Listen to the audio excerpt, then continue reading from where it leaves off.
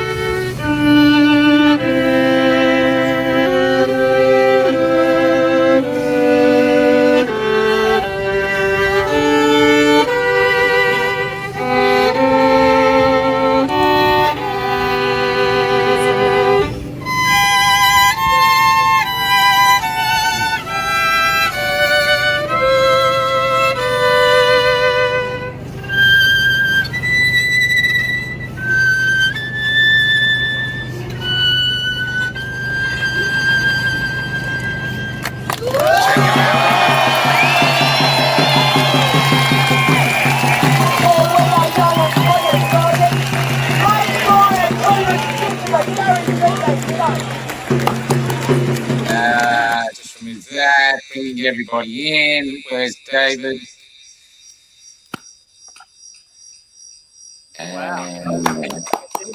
Yeah. Nice work. Nice work.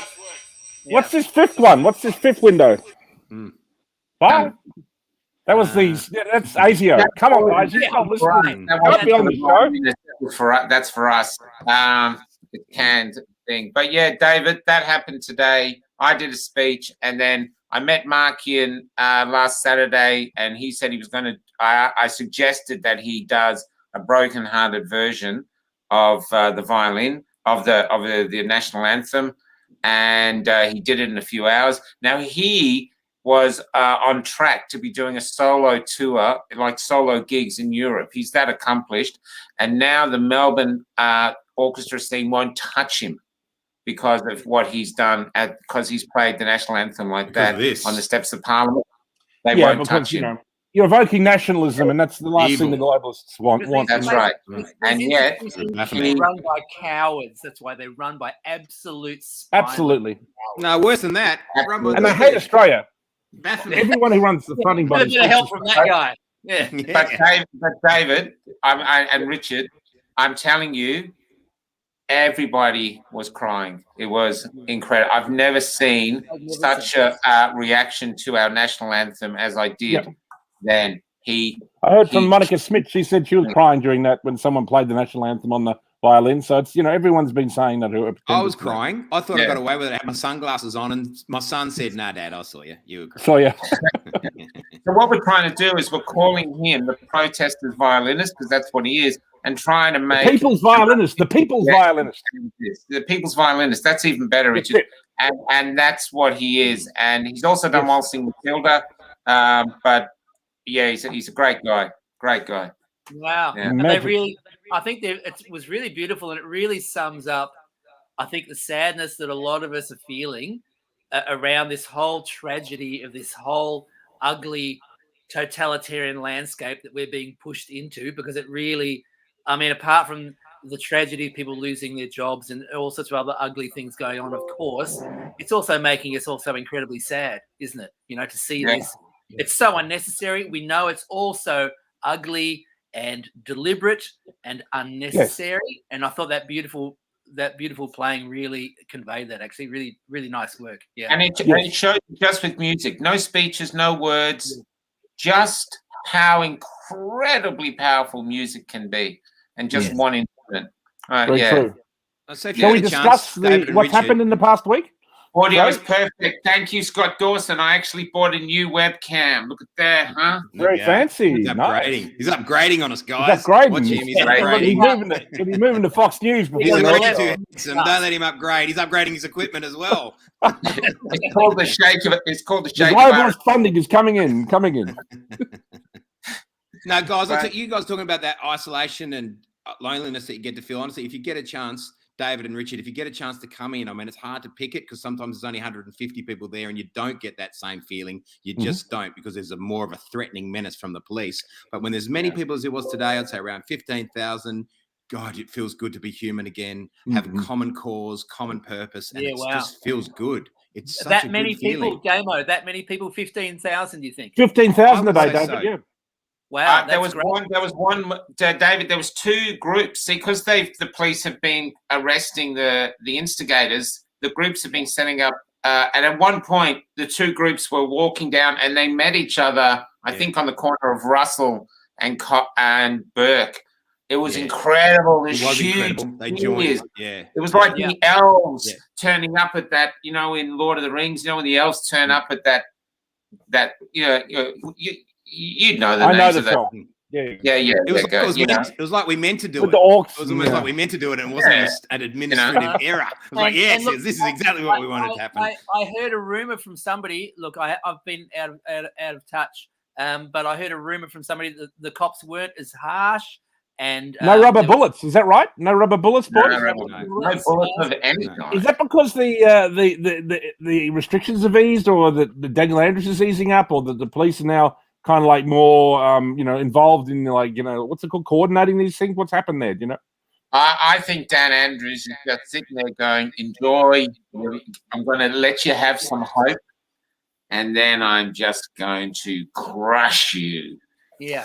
Well, just before logging on to this podcast, for a little while, tighten it up, let it off, tighten it. I mean, it's an old trick as far as psychological operations and torture go. Absolutely, false hope and whatnot. But I mean, regardless, I mean, we've got to not let them demoralize us, regardless of their plans and their evil schemes. We can't let them demoralize us, and we can't let them make us feel like we have to give up.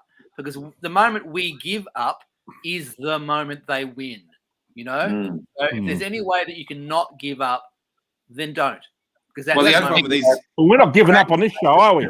Craig Backman, the police officer, he also did an amazing speech, and he really fired up the crowd as well. Sorry. But there's a problem too with these laws, these draconian laws. That it's going to make it impossible for that many people to get on the street because they potentially lock us all up for 2 years. Surely that's part of the idea. And such extraordinary fines that you just, people will be intimidated to come out there again. His ideological opponents will be crushed. But I want to say about the police, if I could. I just want to tell a story about today with the police. So everyone's thanking the police so much for not assaulting us, which I have a problem with anyway, because why the police force should have assaulted us in the first place, because that's how peaceful the protest would have been the whole time if the police hadn't decided to use, to rile it up, guerrilla tactics or whatever the tactics they're using. But today, there was a moment when I was walking up towards Parliament, up Burke Street, and I came across these police, and they had this young kid, they had him up against the wall. I saw that. Cuffed. There was a whole stack of them around him, right? And then a whole bunch of us just started saying, why? Asking the police in no uncertain terms what was going on, why was this man being detained? The police wouldn't answer. The sergeant came up to me, and I could see he was clearly rattled because there was 4 or 5 big guys standing with me just asking really in no uncertain terms. And I don't think he'd been used to policing like that before, that his authority would be questioned so readily and so forthrightly by the people. Now, they took that kid away. We calmed down. We moved on. And it turns out that kid had been running over the top of a police car. So he may well, in that instance, you could understand why he might be apprehended. But what's happened is the goodwill is gone. The goodwill has been crushed. And this is what I always worried about with the police. If you continue to police like this, eventually you'll lose the confidence of the people. Of the whole public, For anything, even that moment. Even in that actual instance. crooks, Yeah, because they're crooks. Sad, yeah, it's really sad. Did you see the one old man? Did you see the one old man who, on his bike, ran over protesters? He was against us, and then he started punching up. There's that guy with the beard that has the video camera, and he started laying into him. I think he almost went to hit him with his camera, and he was He's like in his late 60s, 70s, and then the cops took him away. I thought, oh, that's good. So remember when we were logging on here with Rich, and there was an old guy who wound his window down and started just abusing. And I thought, man, hats off to you. There was about 25,000 of us, and he's abusing the hell out of us. He was stuck in a gridlock too. It's not like he could have gotten away. But, oh, God bless you. Well, before logging on here with you guys, I went on to Yahoo or whatever just to check my email. And, of course, there's a new strain of Delta. I mean, they're not even going to change the name. Obviously, Delta has been polling well. It's been scaring people well. And what's the point? Why rebrand? It needs to be a new strain of Delta. I mean, it's not no longer COVID. It's Delta, apparently. It is all a marketing exercise. You're right, Richard. Exactly. They've taken it to the, what's it called, the advertising agency. They're going, no, stick with Delta. People love the Delta. Right? So, that's what new strain of Delta. Corporations know this stuff. That's their territory. It's sweeping the globe, apparently. Just go to Yahoo. I heard the marketing guy who was supposed to come up with the new names isn't Jab, so he's not there. So they've gone, well, what do we do? Have you heard that, I hadn't thought of that Facebook, Facebook is changing its name to Meta. Have you heard about this? Facebook is changing its name to Meta.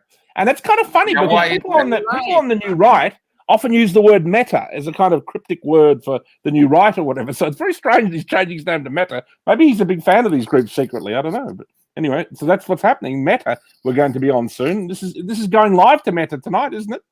Why is the name changed? My daughter told me why is he deciding to change the name?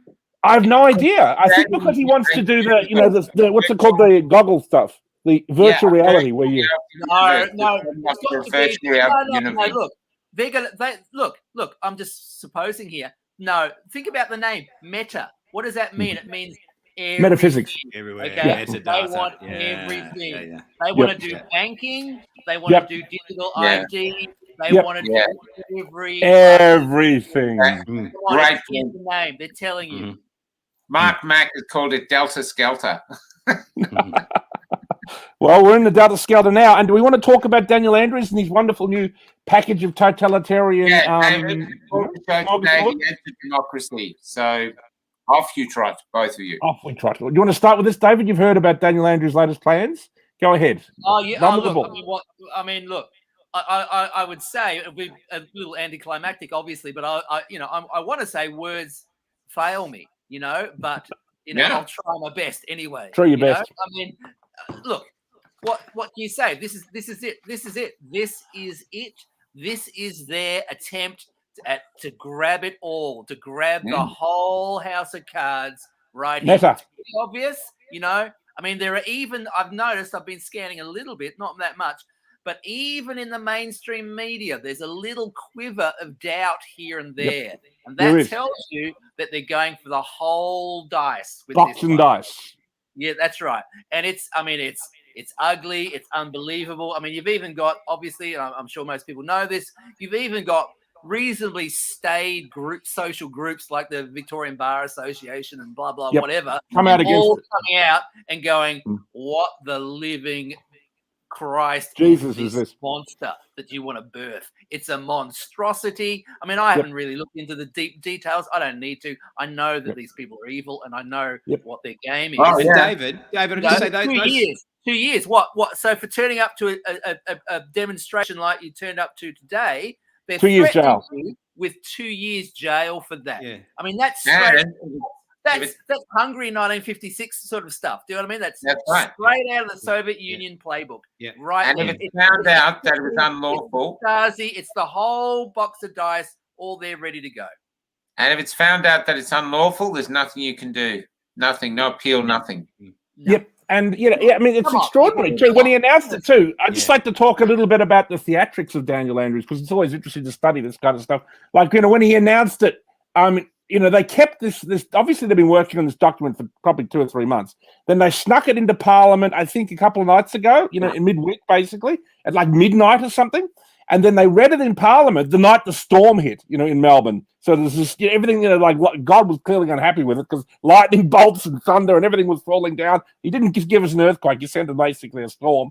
So and the day before he had announced it to media, basically what was in it. And then when he announced it, he didn't actually basically speak to the media. He was out doing infrastructure because that's his thing. He's been a big infrastructure spending guy. So whenever he's got basically he wants to deflect, He's out, he's out at the tunnel. Oh, look at this beautiful tunnel I've been building. Or, look at this lovely station I've been building. So that's kind of what he's been doing as kind of political theatrics during this. Obviously, he doesn't want to answer questions about any of this because essentially it makes him, you made the joke earlier in the week, Michael, when I spoke to you on the phone. He makes him kind of emperor of the Victoria. And even the age, and even the ABC, you can see her getting a little bit nervous and going, you know what I mean? Because as David says, MSN for them. It must be very confusing for these little lap dogs of the establishment, like the ABC and the Age, to realise that their blessed emperor, Stam and Dan, is ready to fuck them. Just as hard. David, you were talking about the bar going against Daniel Andrews, the silks, and there was letters written by lots of silks and QCs. Lots of silks. Published in the Age. So that's how far it's turned against him. The Age, which is a mouthpiece for the Labor Party for sure. It is. And that's extraordinary. Thruster? Yeah. MSN said there's only 200 protesters today causing chaos. 200. Of course. Yeah. It was 15,000, but I think we've seen. I've got to say, if you read that in the Age, it'd be 200. MSN person on, and just try, tell the truth. Come on, just try. What color is the sky? Surprise us! But Michael, they didn't know it was 200. They weren't even there. They didn't even see them. How do they know it was 200? They were watching Rukshan as well, were they? Oh, Rukshan, was he there today? He's a legend. They watch their own feed. They watch Rukshan. Yeah, there's some little legends born of That's this. what's really going on here. That's what's going on here. The status quo is being challenged by new media. Challenged by new media. Because we've got freedom. We can talk about what we want to talk about. Here we are doing it. They can't.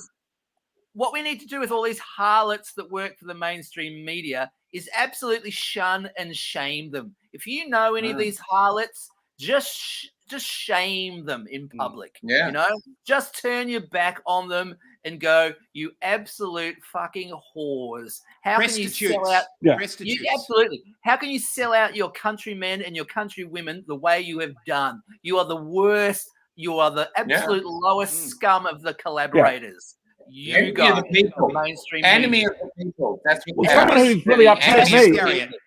I'm going to name names. One person who upset me is someone who I actually once gave a speech in favour of was Fiona Patton. She originally was from the Sex Party, and she was a libertarian. She was somebody who kind of espoused the philosophy of libertarianism, right?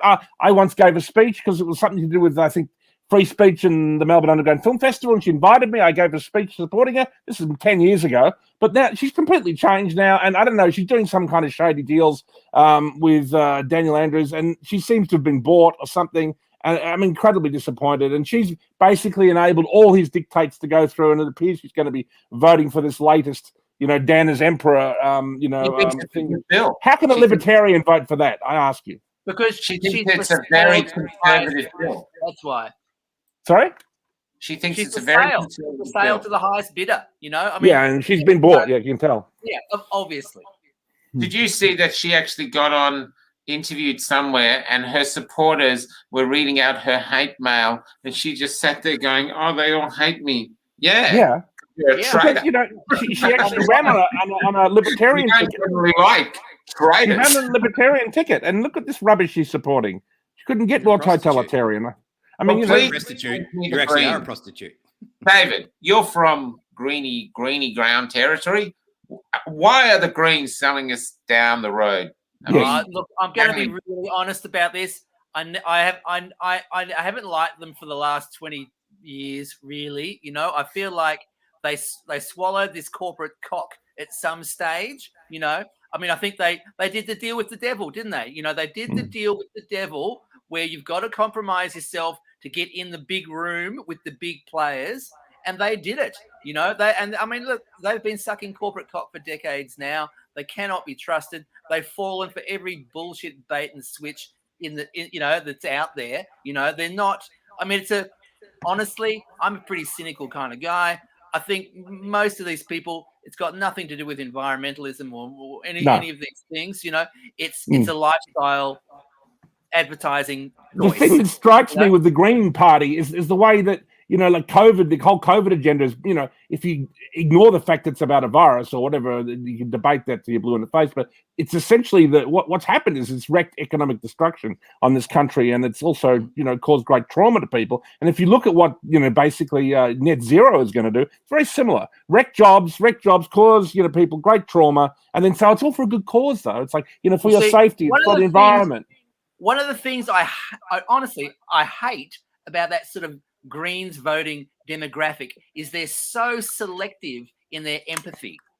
Like the media will give them a chosen group that they're allowed to have empathy for at the moment, but then there's a whole lot of other point. And as other people out there, who are, as you point out, who are really suffering. I mean, people whose life's work, their businesses, things they've been working on for decades have been destroyed, and they don't give a shit because the ABC and the Guardian have told them not to care. These are selective. Not only that, they don't care that the unvaxxed can't get medical treatment. The unvaxxed can't actually get medical treatment. Who cares? Serves their right. Cheer it on. They cheer it on. They cheer on segregation. Okay. Yeah. These are as if it gives them virtue.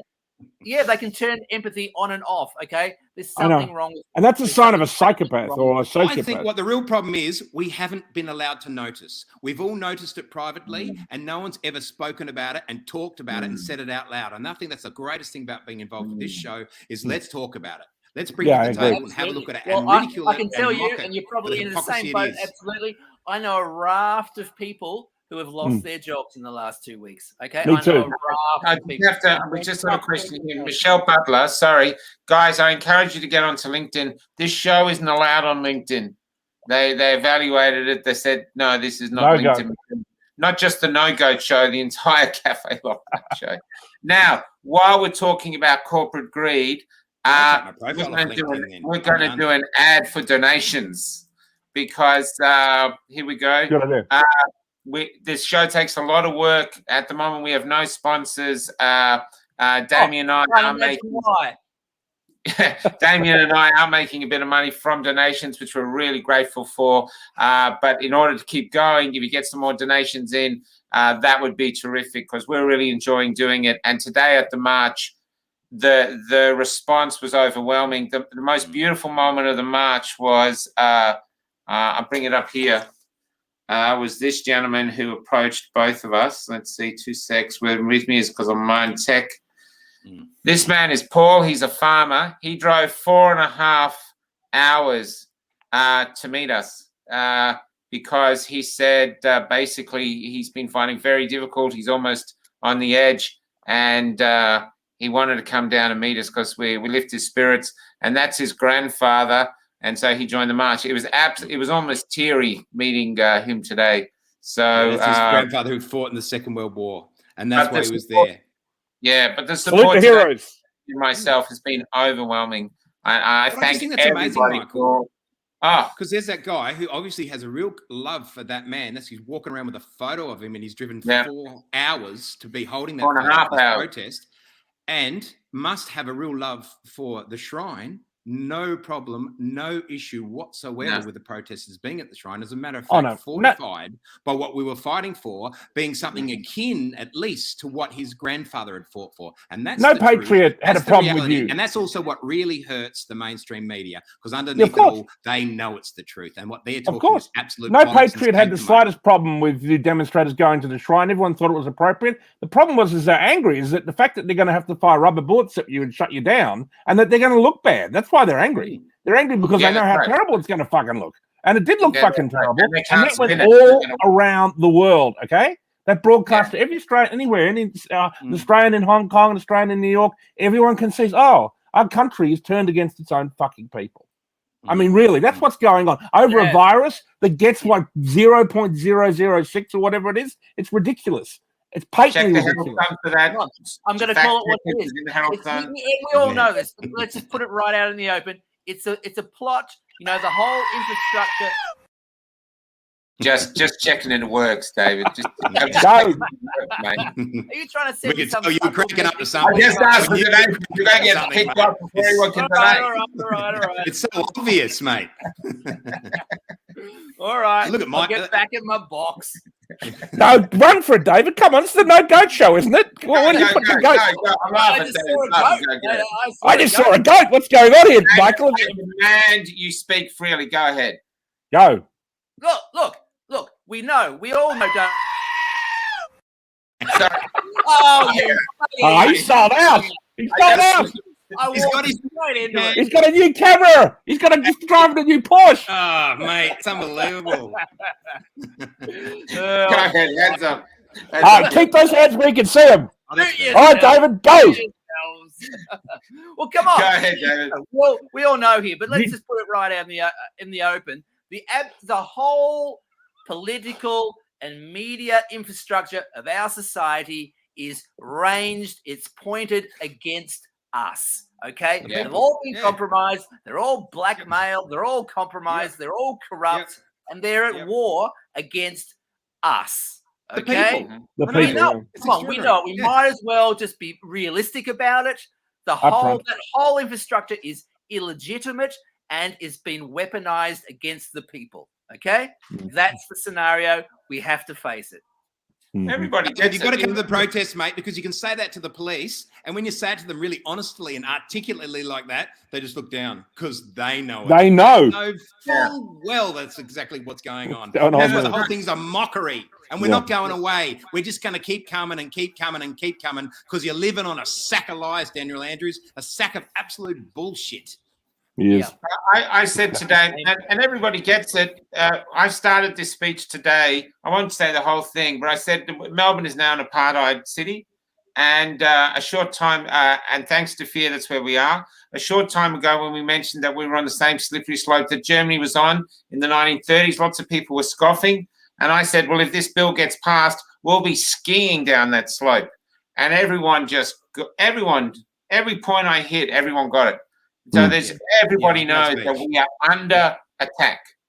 We are under and this whole, it's ridiculous. Andrews has tried to sell this new thing as, it's kind of more, what's it called? Transparent. Give me a break. And it basically, all power resides with him, basically. And maybe he gets a little bit of advice from the chief health officer and the other turkey is the minister for health or whatever. But basically it all resides with him. And he can declare a pandemic with no cases.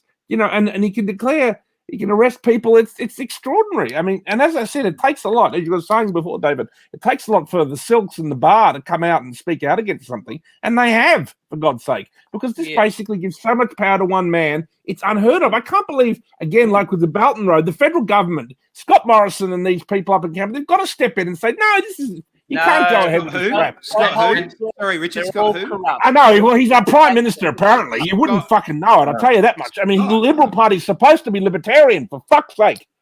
And I'll tell you, David, the people, the picture behind me, I took my camera and I like taking portraits of people.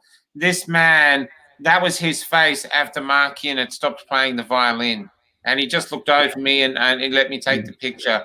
That's how it was. That face is the face of Australia now, of most people. We don't know where we are. We don't know where we're going. We know where we're going. We don't know how to stop it, but we don't want it.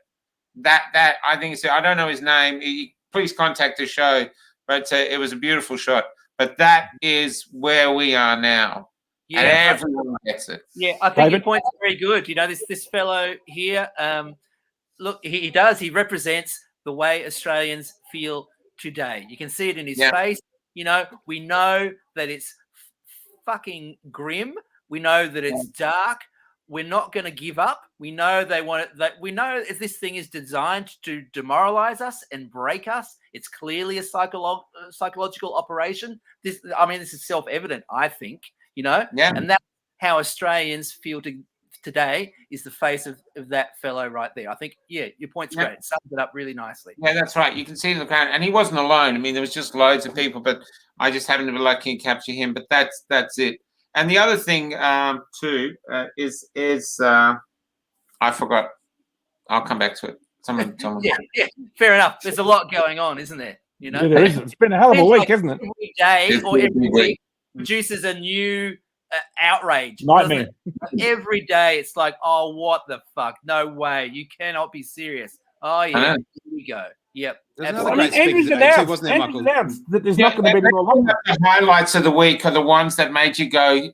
I called one guy, another blogger, just almost screaming down the phone at him, not at him, but he just posted something. They had this man on, and his 14-year-old son had to jab and was now in hospital with myocarditis, or how you say that stupid word.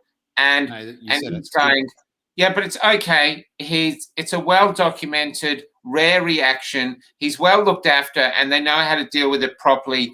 And now I'm going to get my 9-year-old inoculated tomorrow. Think about it. That's worse than Job, mate. I'm going, what the fuck? That That's what is they're like. brainwashing. Oh my God! It's what brainwashing looks like up close. Okay. Yeah, true. Very true. They're marching you through the gates of the camp, and you're going, "Oh, it'll be okay next week. We'll flatten the curve next week." I mean, that's what brainwashing. It's just a shower. I need to be cleaned. You know, I'm a bit dirty after riding in that train. You know. No, they let a lot of the slogans go. They don't talk about flattening the curve anymore. They don't talk about we're all in this together anymore. That one. They don't even go follow the science because they know the science has left them behind. Yeah. Sure. Well, at the moment, you can go into a shop if you're unvaccinated, but you can't work there. You can't, work in that shop and sell something. So, in other words, the virus can tell if you're selling something, that's the virus is going to get you. But if you're buying, that's different. Of course, COVID knows not to infect you. If you're buying something, I mean, David, that's obvious. That's plus the science. Plus the science. That it's a laissez-faire capitalist virus. I think it might be. It could be a globalist virus. Because all these Marxists that run our political institutions. Hang on, I've got Brett Sutton here now. Wait a minute. Brett Sutton on the phone? No. It's extraordinary the level of bullshit, isn't it? You know what I mean? And they honestly expect people to buy. But I've noticed that before. I mean, I've had 3 or 4 people who've had very serious side effects who I know personally. And each one of them, they seem to, I must admit, when they're about to die in the hospital, one was in ICU, one was in just in hospital, and another one stayed home with a brain fog. And they seem to doubt the narrative, when they're suffering through the worst of it. They're like, oh, hang on a minute, I'm about to die, I think. And maybe this wasn't such a great idea. And then, but as soon as they realize, oh, maybe I'm going to live, oh no, this is just one of the rare things that happens to people. I just happen to have been unlucky, and you should all go out and get the vax. That's the vaccine working. That's the vaccine working. That's the vaccine working, mate. Yeah. Working for what it was designed for, apparently, for what it was actually designed for. But think about it, when God tested Job, God said to Job, "You've got to kill your son," right? And so Job raises up, and just before he brings the knife down, God stops him. But with this guy, who had his son dead, he's like, "No, bring in my son. We're going to give him." No, we're not dealing with God. We're dealing with this guy here, Rodrigo Adams. The guy there. He says myocarditis. That's who's in charge. That's Daniel Andrews' sponsor. Adams, we have an audience participation. Rodrigo Adams, myocarditis is too misunderstood. We had a doctor on Monday. Damien, tell him his name. Oh, that's unfair, Michael. That is so unfair. And Doctor Who. Just because you're looking good. Just because you're looking good tonight, you think, I'm just throwing it smart around. ass, being a smart ass. I don't even need to remember the end of my sentences. I don't care what happens. Dr. Utzendorf or something like that. Doctor He said it very clearly. Paul, so he's Dr. Paul. He said it very clearly. Yep. Heart attack, myocarditis. They're on the same level, same perch. Serious as a heart attack, as the saying goes. They're as serious as a heart attack, he said. That's it. You don't have to know anything more about it. It's just effing bad. Yeah. And you don't get better from that shit. No. Like once you have that, it's like you got problems with your heart forever. So his son's basically, the guy's saying, look, my son's now got heart problems for the rest of his life, but it's a rare side effect, and let's see if my 9-year-old gets it, Yeah. And unbelievable. Better than long COVID, mate. Better than getting long COVID. I mean, when Pfizer first announced this, what is Pfizer long itself, COVID? Everyone says long COVID. It's only been around for 18 months. What don't worry. is long COVID? Everything moves very fast now. Long is Tuesday. People say things to you like, oh, you don't want to get long COVID. There's the side of a bus. I've got a friend that long COVID. And on the side of the bus, the ad goes, children get strokes too. I saw that. Yeah. They're normalising the fact that children are going to start getting strokes. They do. Oh, they do now. They do now. The vaccine's working. The vaccine's That's working. their new normal. There you go. There's one plank of their new normal. Kids having strokes and heart attacks. Oh, yeah. In young people. Yeah, that's the new normal. Yeah, right. Okay. But, I mean, the incredible thing is when these vaccines first appeared, the companies themselves, like Pfizer and even Astra, they were like, don't give this to people under 18.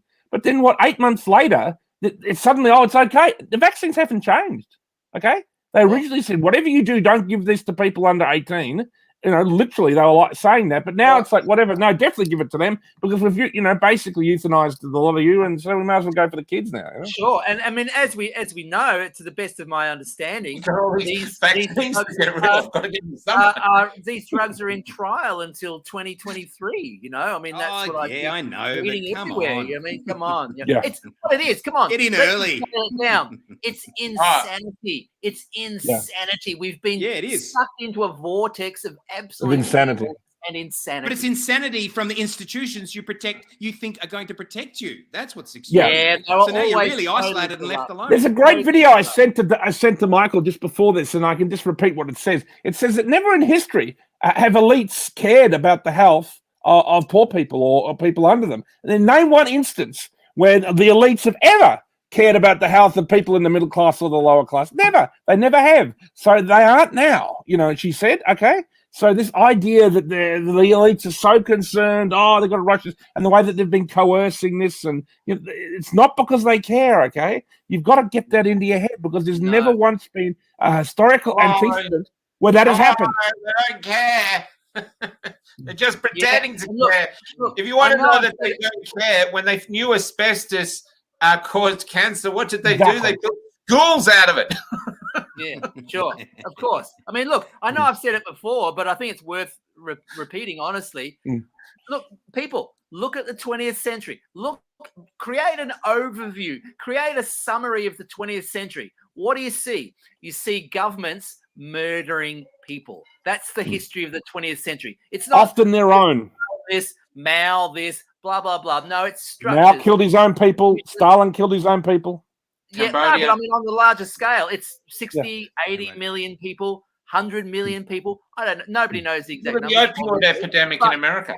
They're killed by governments. They're killed by their own governments, okay? So, I mean, seriously, learn from history. Why should you be surprised? What, the 20th century ended and they all became saints? No, this is history. This is history. This is how it works. No, they've gotten worse, and power has been concentrated. The 20th century entered, and they upped the ante.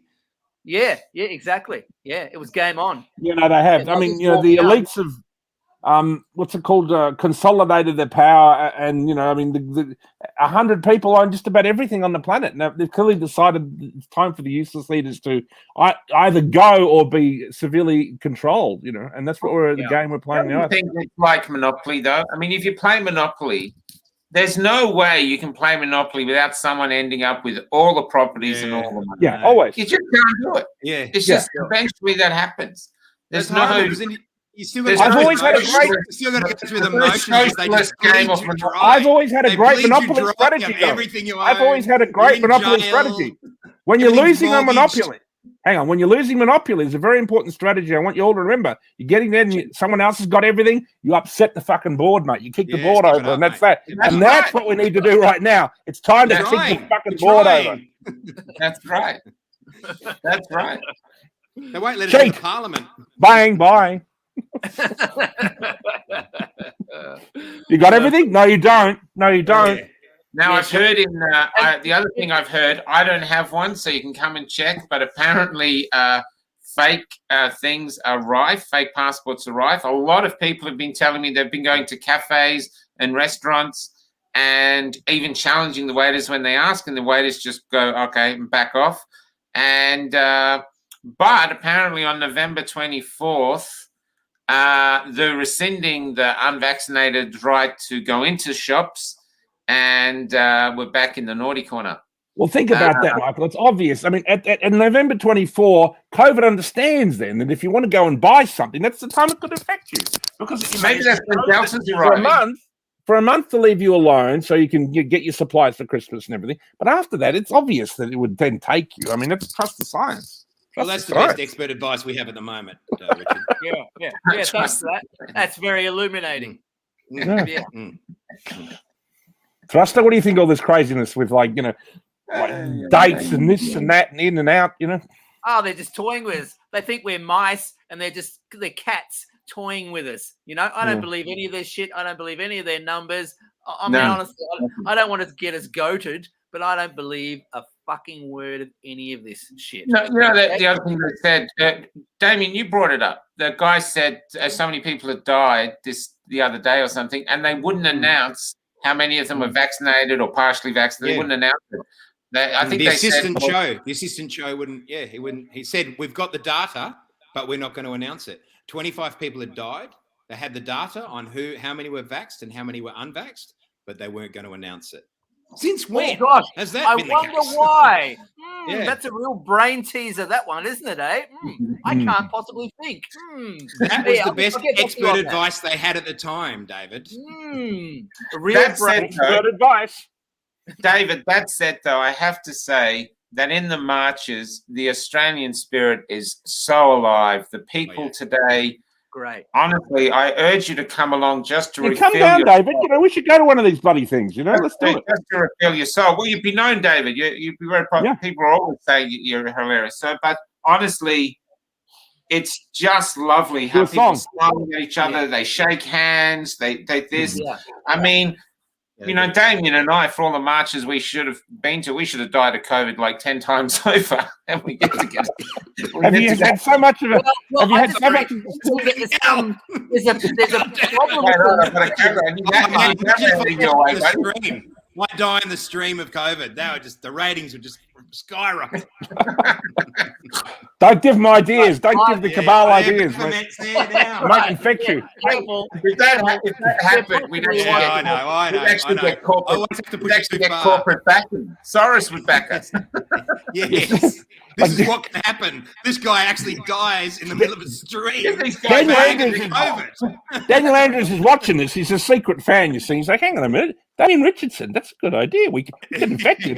And like he dies, like, think of the news. It'll be like, anti-COVID guy dies. Front page Herald Sun. Yeah. In your worst I actually think our new slogan should be, we are the vaccinated's favourite unvaccinated show. Well, I think this show's become rather popular. You get all kinds of people, vaccinated, unvaccinated, who are fans of this show. And I always suggest, no matter what decision you've made, you should stand in unity against, well, particularly this new totalitarian powers that our beloved leaders. There was a lot of vaccinated people. That farmer was vaccinated. There's a lot of vaccinated people at the march today. It was not just the unvaccinated. Michael, I'll say, like on that point. So many of them so resentful at having been coerced to have that vaccination to continue what they think is a normal existence. I know a lot of people like that. They're really pissed off. Yeah, they're really pissed off. A couple of I won't say who, but people within my close circle have been forced into it, and they're really fucking pissed off. That they've had to do it, and a couple have just said no and have lost 20 or 30 year careers. And that's a real tragedy. Yeah. Now, David, I've got one question for David here. Apparently, you have a song. Is this true? You have a song? I do. Yes. All right. I felt, look, let's be honest. We should be straightforward about these things. Times are a little bit dark, a little bit grim, but I thought we should try and lift our spirits a little bit. So I did. I wrote us a little sort of vaudeville song to lift our spirits as a community. Let's hear it.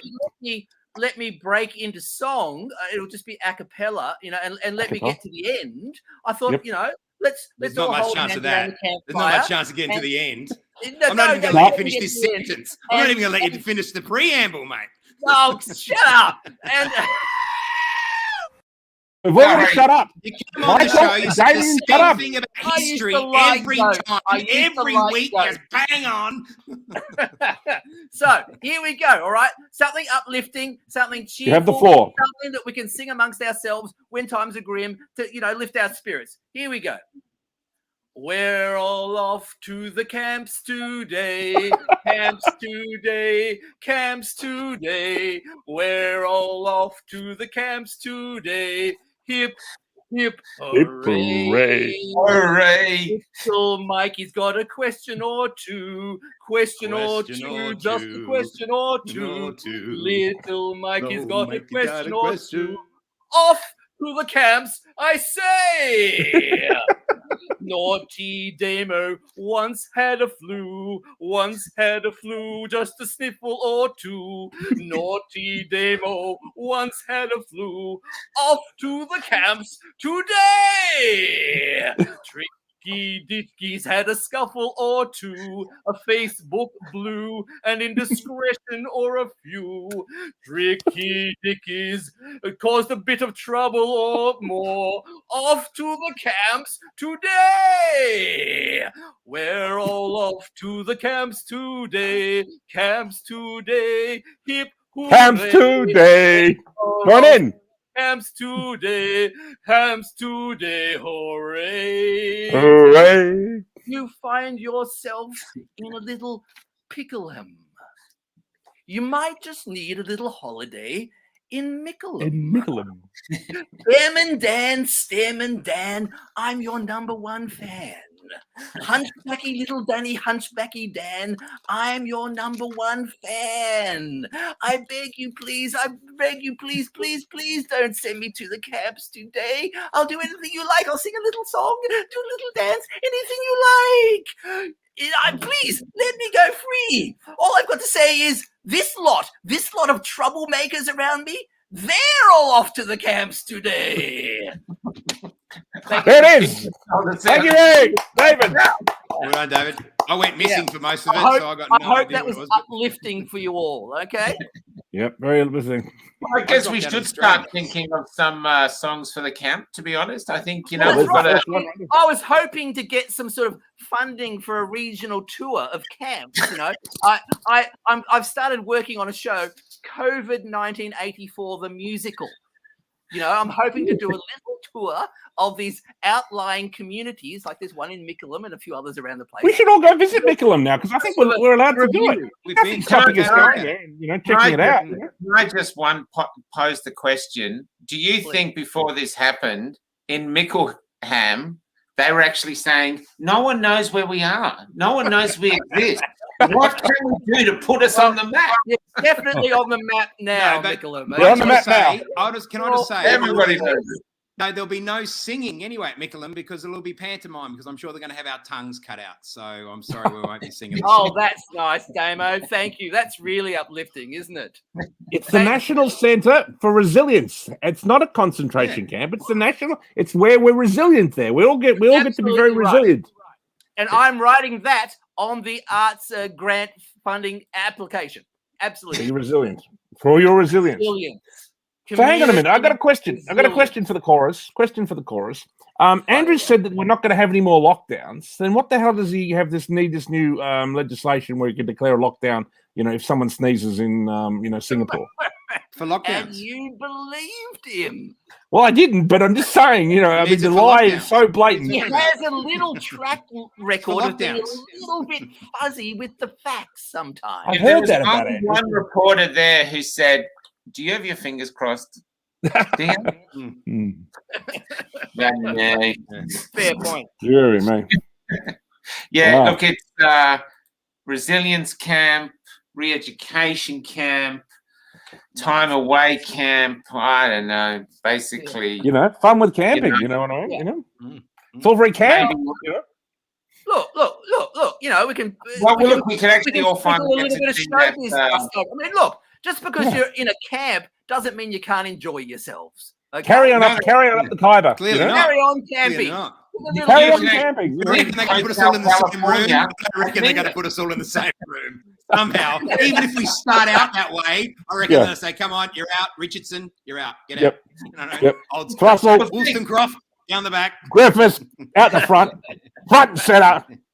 I reckon the guards will be so bored because we drove around Mickleham. There was nothing there but the camp. They're probably going to get us to put our beds together, put a board down and go, okay, everyone tick a square. We're going to have the no-goat show for the guards in the camp with everyone out the back going, we can recreate classic episodes of Cafe Lockdown. Yeah, but the horse quarantine's right next door. So we have ready access to ivermectin. That's going to be great. There you go. Nice. The black market. We're going to get a black market going. Always got to make friends with the guard. Like a day in the life of ivermectin, the day in the life of Solzhenitsyn, whatever, was very dark and very heavy. But did he actually write a more positive version of how to actually pass the time when you're in the camp? I mean, is there? Because that's do we get Netflix? Are we going to get Netflix? I mean, that's what I want to know. Let's hope not. We're not going to be barbaric, are we? It'll be like torture. 24/7 I'd Netflix. rather look at flies copulate, to be honest. Than yeah, so would I. Yep. Yeah. I'm just stirring. Frankly, you have to be very quick. I'm going to try and copulate with one of you guys. Now, frankly, if anyone here is paying for this Netflix shit, just stop it. David missed that. Stop it. It's evil bullshit, and you're paying them money. Just cancel it and go watch the paint dry. Anything is better than that shit. Yeah, absolutely. Yeah, that's the propaganda. That's the propaganda arm that all the people employed in our industry, Michael, are paid to support. And Richard and you. Actually, all of Everybody. us, all four of us. Yeah. Oh, yeah. David, that's we're another big Richard, this includes you. The other big announcement of the week was that all the Damien sent it to me, all the theatres came forward and announced that they are the choir of the oppressors. And they are not allowing vaccinated artists, vaccinated techs, or vaccinated unvaccinated audiences, into their establishments. So they announced they're in favour of segregation and apartheid. The arts community today. Hi, ladies and gentlemen. I'm from the arts community. I'm here to say that, in the past, we've opposed segregation and apartheid in places like South Africa and places like Israel. But at the moment, we love it. So, we've just changed our mind. We kind of warmed up to it, It was considered a brave decision. Think about it. Very You brave get to kind of pick on somebody and I saw the head of La Mama come off and go, no, it was different in South Africa because they were black. They were black. These people are white and they're just nasty. We don't want them in the theatre. They really hate it. The left really hate it. The left really hate it. The left really hate it when we use the word segregation and apartheid, which is why we should keep using it. But if you look at the definition, it's exactly what's going on. But obviously, there have been different historical antecedents or examples, of which South Africa was one based on race, but there've been many apartheids based on religion or views or and medical status. The whole Nazi Germany thing, it could be argued is a medical thing because they considered what they were doing, cleansing the community, and that's what they're doing right now. So there couldn't be a worse example. In parts of Asia, like I had friends from Singapore who were from Chinese origin. And if you had Chinese origin, even like a grandfather, a great-grandfather, there was lots of jobs that you couldn't get. Of course. That's how it was in there, and I believe some places of Indonesia, that's how they were. So there's all different forms. But the theatres, and not just like the big major theatres who basically will do whatever the government wants because they want the funding, but the little independent theatres have come along and said, we want apartheid too. We support it as well. We don't like communities discussing this crisis. Think of one. So how four of us come up with the nicest way of saying apartheid without, discrimination, segregation, bullying, division? No, the terminology is consequences of actions. It's not. We don't use the word apartheid and segregation. It's the consequences of your actions, David and Damo and Michael. That's why you're excluded. You don't use those terms. So we need to get it into one word. These people are absolute lick spittles, okay? Yep. And we just what we do, gents, what we do, they're lick spittles. They lick the gravy boots, and we just abandon them. We don't pine. We don't think we miss their pathetic because they were always pathetic. Honestly, is my message to the arts community.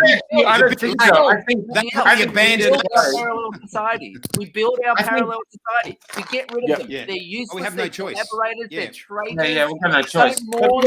They're a bunch of Pram factory.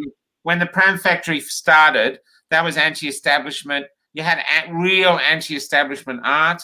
And then you had the universities, anti-establishment. Now it's the other way. The universities are the choir of the oppressed. So many people are approaching me and going, I can't finish my course. I've done 3 years. I've got a couple of months, 1 month to go. I can't finish it and I can't get my money back. What am I going to do? And they don't give a shit. Take the jab. Take the jab. Take the jab. Take the jab. Take the jab. But even worse than that, Michael, as we know, and the arts is one thing, is people that can't even have their treatment in hospitals anymore that they've had for 20 plus years so far. They can no longer be treated in a hospital. But I thought everyone in the left just loved the fact that Gough Whitlam brought in a universal healthcare system called Medicare, which meant that would never, ever happen to any single Australian, no matter what their creed, colour, religion, whatever. And suddenly, that's okay.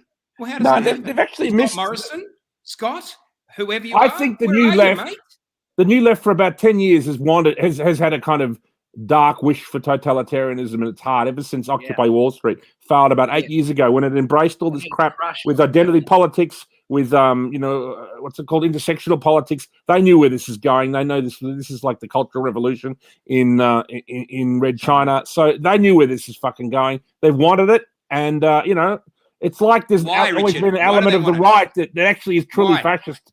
Why, Richard? Why? Why? Because they're fucking bastards. All right? That's why. They're bastards, and in their heart, they're rotten. Okay? And believe me, it's been allowed to fester and grow in the heart of left-wingers because no one ever points it out. No one ever points out that communism and left-wing politics killed over 120 million people in the 20th century. And that even now, to this day, there are Marxist conferences on, what's it called, universities and the Victorian College of the Arts. There's Marxists. Every year they hold Marxists. I mean, it's like holding a fucking Mein Kampf conference once a year. You think that would happen? Never in a fucking million years. But they do it every year for Marxism. Is that why we never talk about the Holodomor? We talk about the excesses of Marxism. There you go, the Holodomor, I mean, there you go. We talk about the 11 million dead Ukrainians. 11 million dead. And have you even seen one single film about that? Single film. I've seen one because I had to hunt it down. The one exists, okay? And it was made in the last mid-20s to even find out about it. How many films have you seen about the fucking Holocaust? Like 1,000? It's ridiculous. Was that the one that was made recently, Mr. Jones or something? Oh, I can't remember its title. It was actually made by Ukrainians. And I grew up with somebody who's Ukrainian. And he told me about the Holodomor when I was a young kid. And, it's just disturbing to hear that.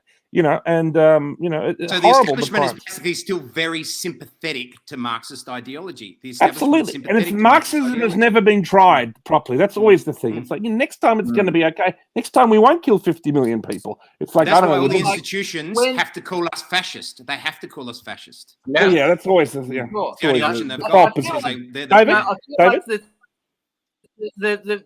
In a way, when I boil down the history of the 20th century, another thing I see competing. It was like a race, actually. To me, it looks like a bit like a set-up race. Competing totalitarian ideologies. Which one's going to make it to the finish line first? That's okay. And be the most evil. Yeah. Which one's gonna have the staying power? Which one's going to have the legs? And I feel like the winner of the race was Chinese communism.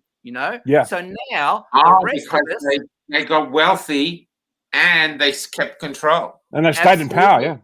Absolutely. But it's in America too. It's in the institution. They school to America. They found a way to play Monopoly forever. Yep, that's no one upset the board. So this is the one that we're going to be lumbered with, okay? Because that was the one that won the race, okay? Yeah. So it should be remembered too that the Chinese Communist Party, it killed more people than Hitler, okay? And it's still around. And also, it launched COVID. That does not explain. Hang on a minute. It doesn't explain the march through the institutions that happened in the West as well. It's not just. Yeah, well, that's because they're all part of the Marxist, whatever international. Well, I would assume that what's going on there. This is my view of it anyway. Is actually all of these ideologies. They're all in thrall, and ultimately they're all funded by the absolute moneyed super billionaire class, the super elite. Left or right, they're simply using these ideologies. They're funding them with endless amounts of money to see which one is going to be best suited to grab us in the vice, to grab us in the grip. Okay, Can- you know, so can I- it doesn't matter what raspberry, strawberry, blueberry, doesn't Flavor. matter. You know, they're using all of them to trap us and wage war on us. Yeah, I think so. Can I And here we just? are. We have an audience member says, Michael, you really need a hug and a strong coffee, but do you think that's their real name? Mum Cumming. Is that your real name? God. You're not No like comment. a milk type thing. Yeah, okay. Obviously not liking your new webcam, Michael. Not liking your new webcam as much as everybody else. Too much detail.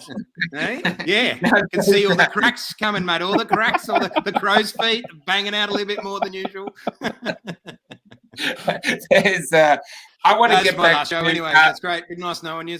Who do you think the elites worship? I just say, as per usual with the Goat Show, we set out to talk about one thing and we never even near the subject. Now, we are near the edge of democracy. We really are. And the only thing that can stop it, I mean, we're protesting, there's letters going. The only thing that can stop it is if I think it's one or two upper house parliamentarians flip.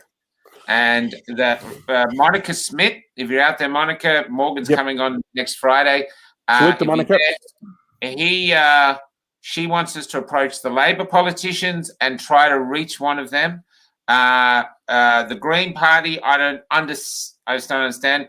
The the Animal Liberation Party, apparently there's no hope there. And Fiona Patton has been given a new injecting room.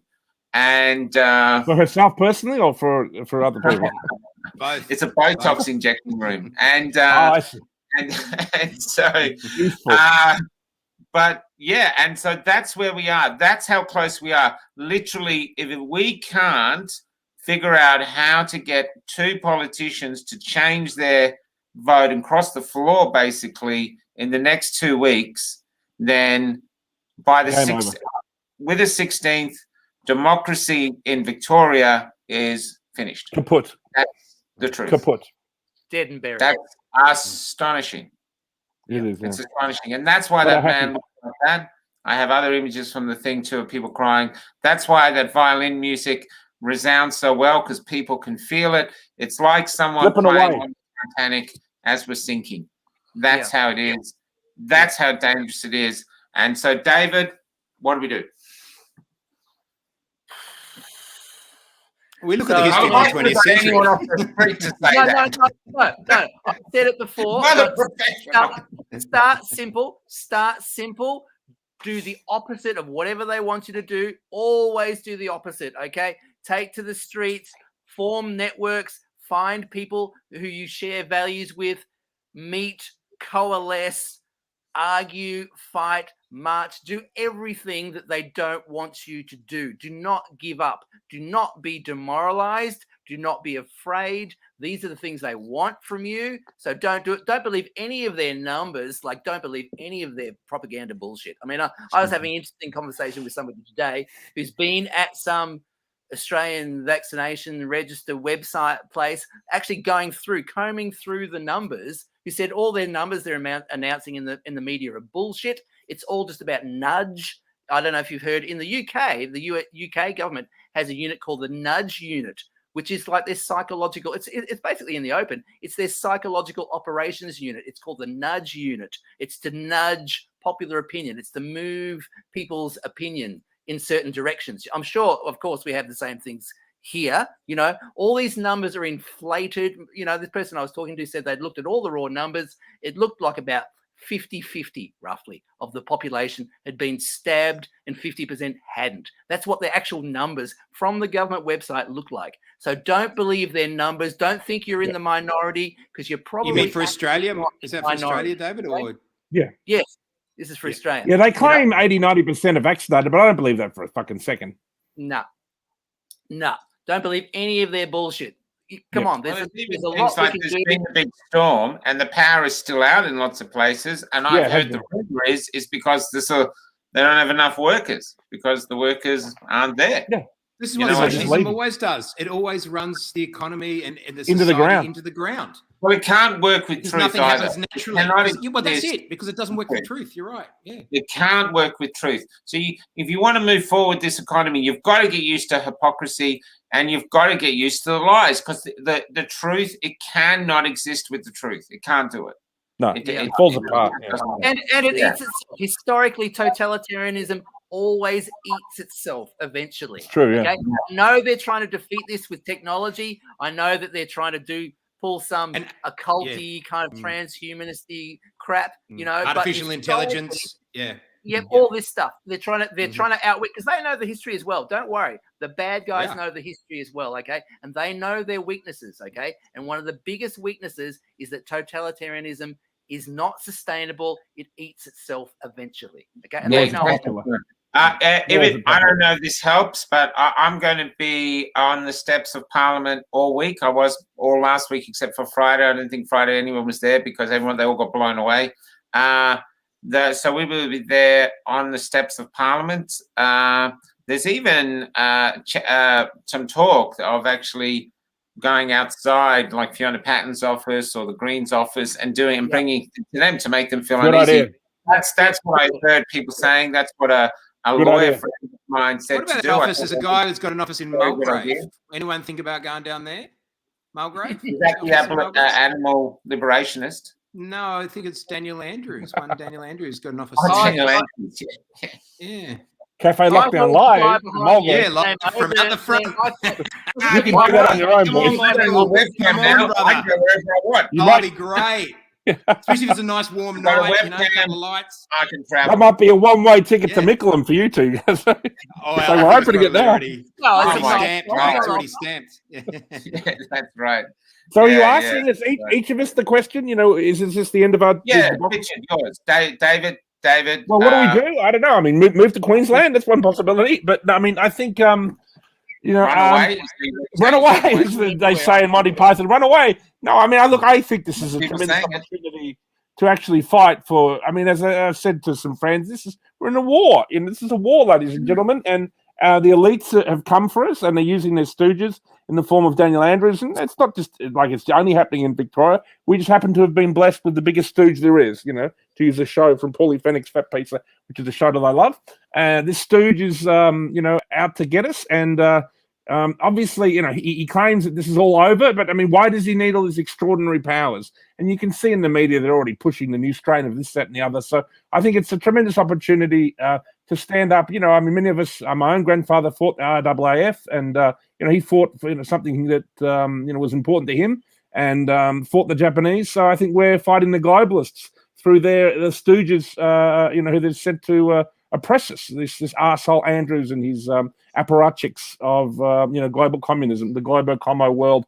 So I think this is a great opportunity to stand up for this, and I'm going to keep speaking out against this bullshit as long as I'm allowed to. Sounds good. Still got breath in my lungs. Damo?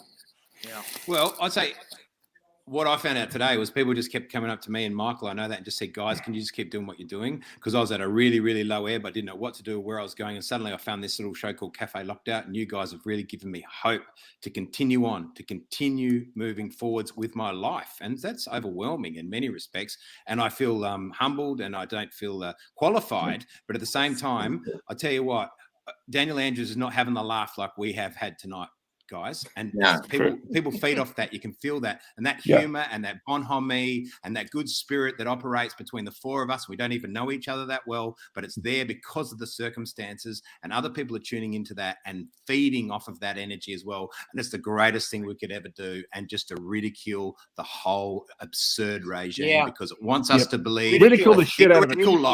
A theoretical lie, and not an objective truth that we all know and can see. And the police know it too, because when they're standing on that line and you say it to them, you can see them going, I can't even argue with this little arsehole. Can't wait till I get the powers to arrest him and throw him into a detention camp. Well, you know, it's interesting. I just I think I'm going to go out with the violin again, because even though we've done a lot of laughter, it's really serious. I was very nervous about doing the speech today. I actually it was double the size, but there was a guy on before me who took up a lot of time, so I cut mine down because it wasn't me, guys. There was two different groups competing, and the first group just didn't want to have any speeches. They wanted to walk away, and the other group, our group, was setting up speakers and all sorts of stuff. So it was a bit disorganized, but I think that's because the police have been arresting people for leaders, and they've been shooting at people. So the organizers are incredible heroes, and I applaud them all, including the new ones I met today that I'd never met before. But I'm going to say something from here today, that I think that we are on the edge of democracy thanks to a virus, and that virus isn't COVID, it's fear. Yep. And fear sheds hate and division and evil. And that's where we are. We're in a state of evil, and the cure is each other. We just have to come together and refuse to accept the evil and stand up to the evil. We've been told all our lives from youth, face your fears, face your fears. Well, you know you're not scared of COVID anymore. You're scared of the government. You're scared of... That's what we have to face. We have to come together and go, this is our country. This is our city, and we don't repair the world's most livable city with fear. We do it with love. Amen, and that's brother. why what the theaters have done by bringing in apartheid is a betrayal to the fundamental beauty of art. You should all be just disgusted with yourselves. Scum of the earth. Yeah, of course. Isn't that why they fought tooth and nail for gay marriage? Isn't that why they fought for same-sex union? I met an actress today. She was in Les Mis, one of the starring roles, and she said, now not only can I not be in it, I can't even go in the theater. This is a great talent. That violinist was meant to be, this is... Well, there still are lots of people in the arts community there are lots of people in the arts community who are against it, and so you should probably get a few more of them on your show, because there are many. For this. Leunig's been sacked for this. I know. How long has he been at the age? 40 fucking... All my life he's been there. 40 years. We talked about us being the canaries. Leunig is our canary. He sat in our soul doing these silly little cartoons that look silly. I've loved them. I always loved them. Profound. He is a great artist, a major artist. Major artist. And he's done something that the establishment hasn't liked. They've sacked him. We should get him on the show. Crying in your coal mine. That means get the fuck out of here. This is not a place fit for human consumption. Get out. Yeah. That's well my said. thought. Thanks. Yeah. Okay, anything else? Goats? Violin. If Mark Zuckerberg wants to come on the show, if Mark Zuckerberg wants to come on the show and tell us why he's going to call it Meta instead of Facebook, we'd be more than happy to have him on too. We could. Yep. If anyone from MSN would like to come on the show, if they can get their nose past the webcam, we should all log off. We should all log off Facebook for 2 weeks when he changes the name. He'll think like he's MySpace his website. Think about it. If everyone logged off, be like, I've ruined my site. Change his site back. Once again, because we'd like to share some dollars with these lovely gentlemen here who are now a part of the unemployed and the unwashed. Please, if you have any money you can share, we will share it in fours for today for this show. Otherwise, good night, everybody. And we're going to go out with the new Australian hero who, let me get his name right because I want to get his name right. Markian Melenchenko. He's Ukrainian. He was born in the USSR. He left when he was 3. He knows what it's like. He's done the pedigree for all that stuff. And now he's here watching it rise here. He could have had a great career as a violinist. Now our community won't touch him because he stood on the steps of Parliament House with about 60 people and he played the Australian national anthem like he had a broken heart, and it went viral because so many people connected with his art. So your art world got rid of an artist that connected with art. He made a choice. The choice in front of him was the gold or his soul. Okay, that's right. That's right. That's right. He's a hero. It's a good choice. That's right. That's it. That's the same thing. And now this is what an artist with a soul sounds like. And watch the people. So some of this footage is Rukshan, and then when we get close, that's me because I was next to him and I held the camera up. watch the people crying. Never in my life have I seen so many people cry listening to that crappy song, and it's a crappy song. This is the first time, apart from when we were on the steps of the shrine, when the protesters sung it, and I loved it then. But this is beautiful, and this is Australia, and this is where we are. Time to fight. Time to fight for everything we love. Everyone stay there. We'll sit there and watch it as it's going. We're just going to take off. Everybody stay silent. Everybody film this. This is how the national anthem will sound if the vote gets passed. Mark in. Everybody listen to the power of music. Silence. Go.